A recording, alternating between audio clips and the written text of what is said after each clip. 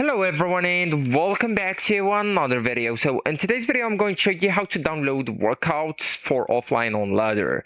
So downloading workouts for offline using this app is possible, but there is a catch. It's not fully offline like Netflix style downloads or YouTube style downloads as well, but I'm going to show you how it actually works on that video. So at first guys, you will need to know about how to download workouts on Ladder, okay? So at first you will need to open the Ladder app, and second you will need to go to the daily workouts. So for example, these ones, so let's go with that one and then just go with preview, okay? So once you tap on preview here, you will need to tap the download button, okay? So now just go with start workout or download directly, okay? So let's tap on download right here and it's downloaded right now, okay? So you will need at first to wait for it to finish downloading, as you can see, and when it shows downloaded here and the check mark, this means, or this saves the exercise videos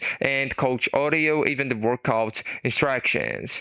So it's important to know how the offline it really is. So this is where most people get confused. So you will need to know that you can perform the workouts offline once it's started, and you still need the internet to start the workout, and you also need the internet to finish and log the workouts as well.